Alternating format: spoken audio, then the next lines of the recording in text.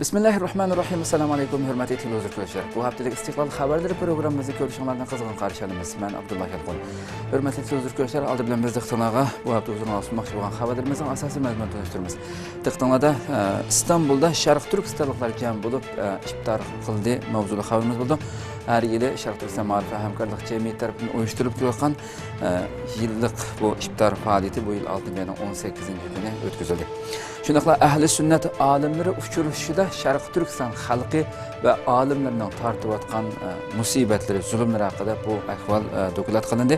Bu xabarimiz bo'ldi. Shundaqla vatanimizning Eli daryosi vodisida yuz bergan ig'ir kalkun haqidagi xabarimiz. Bunda O'g'ilji 9 sara kunas Nil qatorli joylarda xalqimiz ig'ir talofatlarga uchradi. Bu ekrandan ham xalqimizga Allohdan sabr tilab qilamiz. Shundaqla Turkiya davlat raisi Erdo'g'anning 6-oyning 21-kuni davlat saroyida bergan iftor ziyofatiga İstanbulda faoliyat olib berayotgan Sharq Turkiston tashkiloti rahbarlari qatnashdi. Bu va bundan boshqa xabarlarimizning tafsiloti diqqatingizda bo'ldi. Diqqatinglar ekranimizda bo'lsin.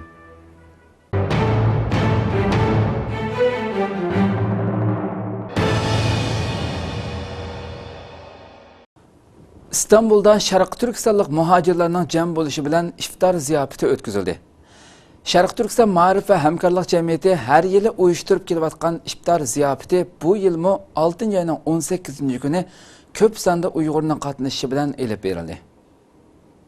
Turkiyada faoliyat qilayotgan Sharq Turkiston ma'rifat va hamkorlik jamiyatining uyushtirishi bilan 6-oyning 18-kuni Zaytinburnu shaharlik hukumatning dengiz bo'yidagi maydonda Sharq Turkistonlik muhojirlar uchun iftor ziyofati berildi.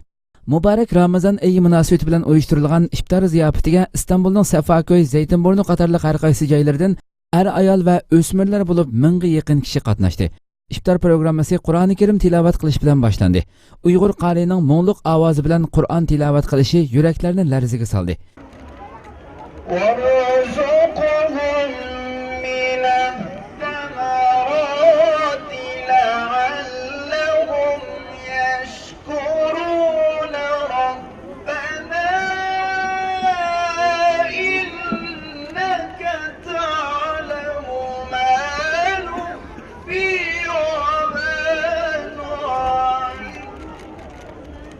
Sharq Turkiston ma'rifat va hamkorlik jamiyatining raisi Hidoyatullo O'g'izxon so'z qilib, iftor programmasiga kelganlarni qizg'in qarshi oldi va muborak Ramazon oyining qarindoshlik munosabatlarining texmi kuchayishiga vasila bo'lishiga tilakdoshlik bildirdi. Hammalarning bu hajira qilib kelayotgan an'anaviy iftor uchrashishimizga qadam tashrif qilganliklari uchun chin qalbimizdan rahmat aytamiz. Alloh taolo hammalarning qadamiga ajr azim ato qilsin. Evvelden qaytgan kadar Allah Teala günahlarımızı mağfiret kıygan halda, kalplerimizi birleştirgen halda, dostluk, kırındaşlık, birlik, beraberliğimizi pişirken halda, inişimizde müyesser kıygan dilemen.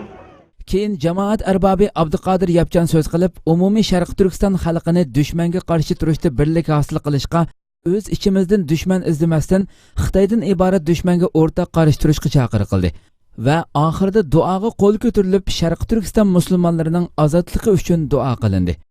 Dünya musulmonlarining qur'onni payg'ambarning to'g'ri tushunib, bir-biriga dushman tutmaydigan, bir-birini do'st tunaydigan, bir-birini qarindosh biladigan oliy ruh taqizda har qanday baloy sabab bilan ey Alloh musulmonlar o'zaro bir-birini dushman tutadigan, bir-biriga dushmanlik qiladigan, bir-biriga qurol tanlaydigan bunday qilib qilmishdan ey Alloh bizni saqlasin. İftar programmasida yana diniy olim İbrahim Damollam so'z qilib, Ramazon oyining ahamiyati to'g'risida to'xtaldi. İftar qilish jarayonida Chimliq maydonida jamoat bo'lib sham namozi o'qildi. İftar ziyofatidan keyin ham shaharlar xo'shal holda uylariga qaytishdi. Ahli sunnat olimlari uchrashishida Sharq Turkistondagi olimlarning vaziyati tunishtirildi. Ahli sunnat olimlari birlashmasining iftor faoliyatida Sharq Turkistonda Uyg'ur musulmonlar duch kelayotgan qiyinchiliklar, Xitoy zulmiga mahkum bo'lgan zindonlarda jasadlari chirigan va shahid qilingan ahli sunnat olimlarining vaziyati haqida dokulat berildi. 17 iyun İstanbul Ritaj Royal mehmonxonasida Ahli Sunnat olimlari birlashmasining iftor faoliyati o'tkazildi. Faoliyatga Uyg'urlardan Sharq Turkiston Ma'rif va hamkorlik jamiyatining raisi Hidoyatullo O'g'izxon bilan Sutuqbuğraxon ilm va madaniyat vaqfining raisi va bu yilning 5ida qurilgan Sharq Turkiston ulamolar birligining qurg'uvchi a'zolaridan biri doktor Abduxoliq Uyg'ur ishtirok qildi. İftarlıq uçuruşuş ve bu jarayonda davom qilingan yig'inda doktor Abduxoliq Uyg'ur Sharq Turkistonda musulmonlar ustidan ijro qilinayotgan bostirish siyosatlari va cheklamalar, xususan ahli sunnat olimlari duch kelayotgan peshkanliklar haqida dokulat berdi. Hidoyatullo O'g'izxon apandining bildirishicha, Xitoy zindonlarida qattiq, qiyin, qistoq va uzun muddatlik turma hayoti sababli shahid qilingan jasadlari turmalarda churib ketgan olimlarimiz duch kelayotgan xavf-xatar va tavakkulchiliklar yig'in ahlini cho'nqur ta'sirlantirgan. Yig'inda dunyodagi boshqa musulmon rayonlariga o'xshashla Sharq Turkistondami bosh ko'tarayotgan mazhab fitnalari muzokara qilingan. Yig'in oxirida islom dunyosi mahkum bo'lgan mushkulliklardan qutulishda yotlarga murojaat qilish o'rniga olimlar orasidagi tafriqchilik va ixtiloflarni yo'qotish, har jihatda birlik va barobarlik o'rnatish orqali o'z masalamizni o'zimiz hal qilamiz degan tushunchani amaliy harakatga aylantirish masalasida o'rtaq fikr hosil qilingan. Sharq Turkistonning ba'zi joylarida ig'ir kelkun keldi. 6 ayning 16 kundan 17 kunigacha Sharq Turkistonning Eli daryosi vodisida umumyuzlik qattiq yomg'ir yig'ib, G'ulja, To'qqiztara, Kunas, Nilqi qatorliq nahiyalarda ig'ir darajada kelkun ofati yuz berdi. Bir qism Xitoy taratqullari va ijtimoiy aloqa ushur vositalarida berilgan xabarlarda ma'lum bo'lishicha, 6 ayning 16 kundan 17 kunigacha bo'lgan oralikda Sharq Turkistonning Eli daryosi vodisida umumyuzlik qattiq yomg'ir yig'ib, G'ulja, To'qqiztara, Kunas, Nilqi qatorliq nahiyalarda ig'ir darajada kelkun ofati yuz bergan. 6 ayning 19 kunigacha Xitoy doiralari e'lon qilgan statistikaga asoslanganda, bu qitimliq kelkunda To'qqiztara, Kunas, Nilqa, G'ulja nahiyasi, Qo'rg'as nahiyasi, Qo'rg'as shahri, Mo'ng'ulko'ra, Tekas nahiyasidagi 29787 odam ofatning ig'ir ziyniga uchragan. 2 odam qazo qilib, 1 odam yo'qolib ketgan. Ofatga uchragan dehqonchilik ziroatlarining ko'lami 15079,88 gektarga, o'tliq ko'lami 1439,9 gektarga yetgan. Bevosita iqtisodiy ziyon 195,706,800 yuanga yetgan. Undan boshqa Nilqa nahiyasida 15 minut atrofida mo'ldir yoqqan bo'lib, ig'ir darajada iqtisodiy va boshqa ijtimoiy ziyonlar ko'rilgan. To'qqiztara nahiyasida ofat eng ig'ir bo'lgan bo'lib, 10 mingdan ortiq kishi ofatning ig'ir ziyniga uchragan. 102,857 mo ko'lamdagi ziroat buzg'unchilik uchragan bo'lib, 61,332,000 Xitoy puli iqtisodiy ziyon ko'rilgan. Xitoy tajovuzchilarining bu vaqtdagi tafsiliy ma'lumotni yoshirib, Sharq Turkistonda yuz bergan bu qadar ig'ir ofatlarga hech bir e'tibor bermayotganligi ma'lum bo'lmoqda. Ijtimoiy aloqa torlarida tarqalgan film va rasmlardan bu qitimqi ofatning qanchalik darajada ig'ir ekanligini, ahvolning Xitoy e'lon qilgan statistikalik ma'lumotlardan xeyli ig'ir ekanligini mo'ljarlashga bo'ladi. Lekin Xitoy taratqularida bu vaqtdagi xabarlar asosan ko'zga cheliqmaydi. Tangritog' to'ridimi bu vaqtdagi xabar necha kundan keyin e'lon qilindi. İctimai taratqulardagi ba'zi uchurlarda bu qitim Elida yuz bergan bu tabiiy ofatning ig'irlik darajasining favqulodda ig'ir ekanligidan xabar topgan Sharq Turkiston xalqi o'tliq mehr muhabbatining turtkisida o'zlarining Eli xalqi bilan chambarchas bog'langan bir tan, bir jasad ekanligini, ularning beshiga ofat kelganda qarab turmaydiganligini ifodalab, o'zaro ion to'plashga tayyorlik qilayotganda bu isil xislatlarga Xitoy tajovuzchilarining qarshi turib, ionni to'plashni cheklaganligi ma'lum bo'ldi. Guangzhouda 10 nafar Uyg'ur o'quvchi tutqun qilingan. Xitoyning Guangzhou shahridagi bir o'rta maktabda 10 nafar Uyg'ur o'quvchining terrorlikqa chetilib tutqun qilinganligi oshkorlandi. Erkin Asiya radiosining Xitoycha to'rining 18-iyun xabar qilishicha, Guangzhou shaharlik 75-o'rta maktabning ichkiri to'liq o'rta sinfida o'qiydigan 10 nafar o'quvchi 6-ayning 9-kuni maktabda qo'lga olingan.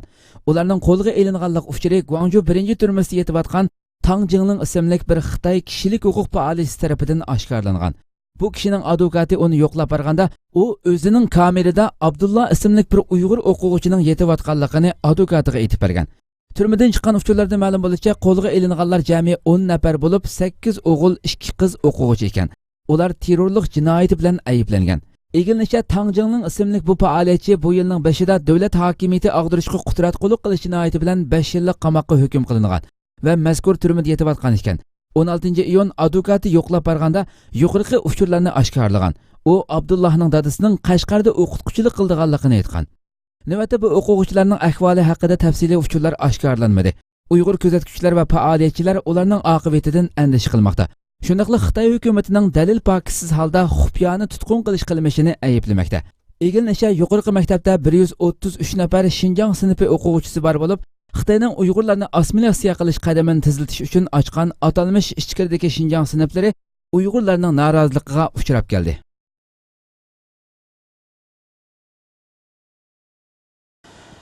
Türkiye davlat raisi bergan iftar ziyofatiga Uyg'ur tashkilotlarining mas'ullari taklif qilindi. Türkiye davlat raisi Recep Tayyip Erdoğan 6 ayning 21 kuni Ankara Beştepe davlat raisi sarayida bergan ziyofatga İstanbulda faoliyat olib berayotgan Sharq Turkiston Ma'rif va hamkorlik jamiyati raisi Hidoyatullo O'g'izxon apandi bilan Sharq Turkiston vaqfining boshqarish hay'ati a'zosi Abdujalil Turan apandimi qatnashdi.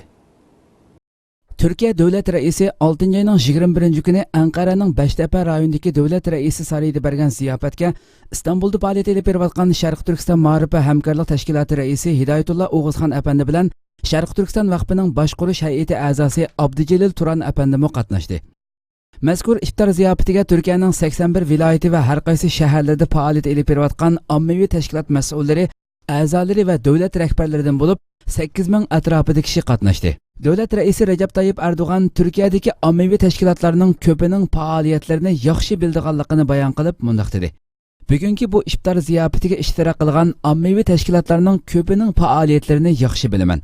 Ma'arif xizmatlaridan salomatlik xizmatlarigacha, qonundan inson haq va huquqlarigacha, yosh o'smirlarga ko'ngil bilish xizmatidan kambag'allarga yordam qilishgacha bo'lgan keng sohada ko'rsatgan xizmatlari uchun o'zim va millatimga vakolatan rahmat aytaman.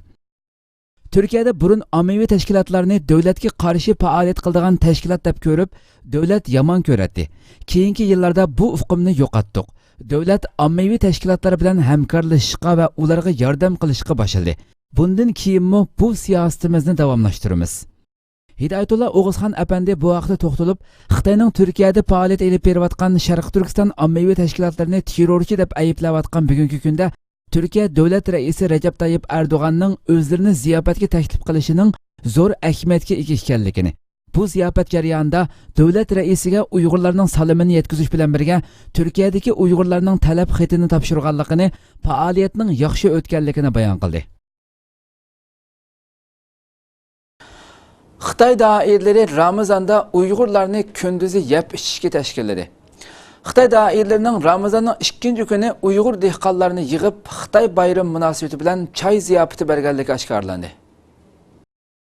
Xotan nahiya Tavakkul yezisida Xitoy doiralari Ramazonning 2 kuni Uyg'ur dehqonlarini yig'ib, Xitoy bayram munosabati bilan choy ziyofati bergan.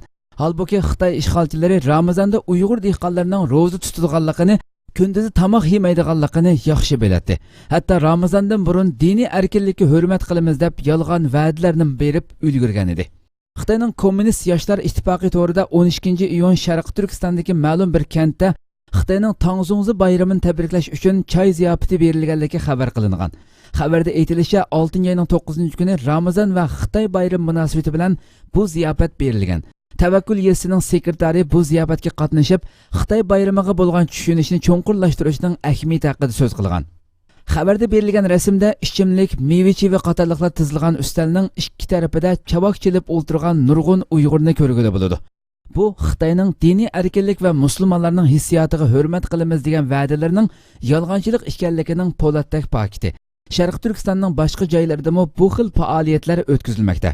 Lekin bu xabar chet el matbuotlarida tarqalgandan keyin Xitoy doiralari Uyg'urning yuragi pok-pok degandek bu xabarni o'chirib o'tgan. Bu vaqtdagi xabarlar dunyo matbuotlarida, jumladan turk matbuotlarida keng tarqalmoqda. Sharq Turkistonda Uyg'ur dehqonlar Ramazondami hasharga selindi. Aqsu shahar 6-kentda 120 Uyg'ur dehqonning Ramazonda hasharga selinganligi oshkorlandi. Erkinasiya radiosining xabar qilishicha, Aqsu shahar ichidagi 6-kent dehqonlari Ramazon mezgilida hasharga selingan va bu hashar ro'za ibodatidagi dehqonlarni ig'ir darajada charchitib o'tgan. Radio muxbiri bu ahvol haqida Aqsuga telefon qilganida Ramazon mezgilidagi bu hasharni oqlashga ya'ni uni yo'lliq ko'rsatishga tirishgan kent amalliq modeli juma kuni markazdan tekshirish o'miki keldiganligini, shuning uchun 120 dehqonning faqat ko'cha tozalashga selinganligini ilgari surgan. Lekin radioga kelgan inkasda hasharning Ramazonning oldidami mavjudligi, Ramazon mezgildimi to'xtatilmaganligi eskartilgan. Sharq Turkistonning boshqa joylaridan egallagan ahvollariimizdami Ramazon oyida dehqonlarning ilgarigidek hasharga selinayotganligi o'ttirg'i chiqdi.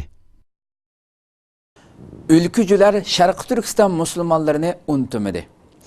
Türkiye Ülkü Ocakları Marif ve Medeniyet Vakfı Ahlat Şöbesi rehberleri ve halisane kişiler Xitay komünistlerinin Ramazan ayında Uygurlarının rozu tutuşuğu çekleme koyganlığı dikkat tartış maqsadida fakat su ve xormidla iftar kıldı.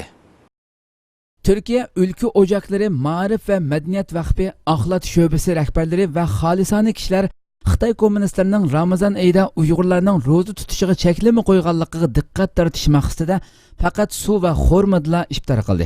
Ahlat naisi Erkizan mahallesidagi Ulu Cami hovlisi toplangan vaqfa a'zolari ve halisane kişiler namaz sham azinining chiqishi bilan su ve xormida iftar kıldı.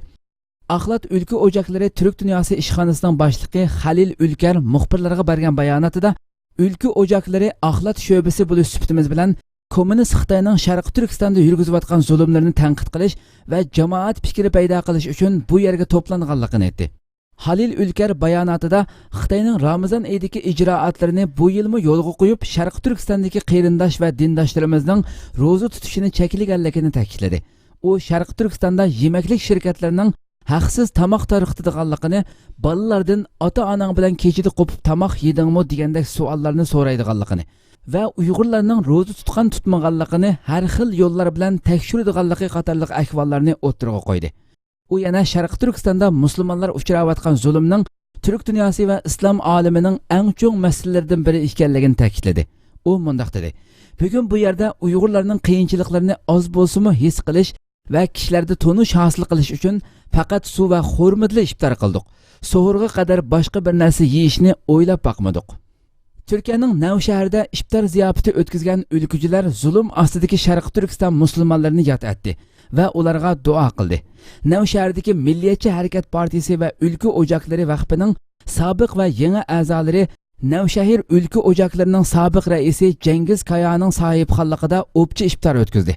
Cengiz Kaya efendi faoliyati qilgan so'zda Sharq Turkistondagi zulmlarni tilga ilib o'tdi. U mundaq dedi: Sharq Turkiston va Turkmanlida azobga, ko'z yoshiga va o'limga tarik etilgan qarindoshlarimizning qayg'u hasratlari bizningmi qayg'u hasratlarimizdir. Bu muborak kunda Türk millati bo'lish sifatimiz bilan ular uchun duo qilyapmiz. Avustraliyada Uyg'urlarning Xitoycha alohidalikka ega diniy e'tiqod erkinligi nomli maqola e'lon qilindi. Xitoyning Sharq Turkistonni dunyoga burmilab tonishtirish tashviqoti jiddiy davomlashayotgan bo'lsa-mu, uning saxtaligi, ko'z bo'yamchiligi kun sari dunyoga oshkorlanmoqda. Xitoy o'zining Sharq Turkistonni dunyoga burmilab tonishtirish tashviqotini davomlashtirmoqda. Xitoy bir tarafdan chet ellarga Xitoyparast nutq so'zlaguvchilarni, san'atchilarni avasa, yana bir tarafdan chet ellik tadqiqotchi, yozuvchi va jurnalistlarni Sharq Turkistonga ziyoratga o'rinlashtirdi. Gerçi bulardan ba'zilari Xitoy tayyorlagan saxta manzillarni ko'rib, oldinib kelgan bo'lsa-mu, lekin ularning orasida ishning haqiqiy mohiyatini tunib yetganlarimi bor. Avstraliyalik muxbir Mark Malibon Xitoy g'arazlik holda Sharq Turkistonga taklif qilgan chet ellik ziyoratchilarning biri bo'lib, u G'arbiy Avstraliya gazetida Uyg'urlarning Xitoycha alohidalikka ega diniy e'tiqod erkinligi degan mavzuda Sharq Turkistondagi ziyorat xotirasini e'lon qildi. Muxbirning ziyorat xotirasiga asoslanganda Ramazon kirishdan burun Xitoy doiralarining taklifi va tashkillashi bilan 20 davlatdan kelgan 40 muxbir Sharq Turkistonda 9 kun sayohat qildirilgan va ularga bir inglizcha tarjimon berilgan. Ular tarjimonning yetakchiligida Urumchidagi Islom institutini va bir ikki jamiani ziyorat qilgan. Yetakchi ziyorat jarayonida Uyg'urlarning erkin holda diniy e'tiqod faoliyatlari bilan shug'ullana oladiganligini, yo'llardagi yashangan mo'ysifatlarni ko'rsatib turib, Uyg'urlarning soqol qo'yishi va ayollarning diniy kiyinishining cheklanmaydiganligini, faqat yoshlarning soqol qo'yishi bilan ayollarning qop-qora hijoblarni kiyishining cheklanadiganligini, buning Uyg'urlarning qadimki madaniyatlarini qo'g'dash uchun ekanligini tushuntirgan. Yetakchi yana Xitoylarga qaraganda Uyg'urlarga qarata yaxshi siyosat yo'liga qo'yilganligini bildirib, Bununğa planlıq tug'utda Uyg'urlarning 2% ko'rishiga yo'l qo'yilganligini, Xitoylarga bo'lsa 1% ko'rish siyosati yo'l qo'yilganligini misol qilib ko'rsatgan. Biroq Mark Malibon ziyorat jarayonida chet ellik muxbirlarning yetakchi ko'rsatgan yerlarini ko'rganliklarini, ularning Uyg'urlar bilan ayrim so'zlashishga yo'l qo'yilmaganligini bayon qilgan. Mark Malibonning ziyorat xotirasida aytilishicha, chet ellik muxbirlarga Uyg'urlar ochgan hashamatlik restoranlarning borligini ko'rsatish uchun Albeyk tiz tomoqxonasiga ziyorat o'rinlashtirilgan. U yerdami o'xshashla Uyg'urlar bilan ayrim suhbatlashish fursati bo'lmagan. Muxbir Mark Malibon ziyorat xotirasida Xitoy hukumati 2009-yili yuz bergan 5-iyul voqeasi va Kunming poyezd stansiyasi voqeasi, shuningdek ilgari yuz bergan voqealarning oshqun diniy terroristlarga chetildiganligini ilgari sursimi, ammo g'arb davlatlarining bu vaqtda paket va uchurlarning yetarlik emasligini eskartib rad qildiganligini yozgan. Ziyorat xotirasida bayon qilinishicha, chet ellik muxbirlar Uyg'urlarning Ramazonni qanday o'tkazganligini ko'rishni xohlaydiganligini talab qilgan bo'lsa-mu, ular Ramazon boshlanishiga bir kun qolganda o'z davlatlariga uzatib qo'yilgan. Xitoydagi organ atkazchiligiga doir eng yangi dokument e'lon qilindi.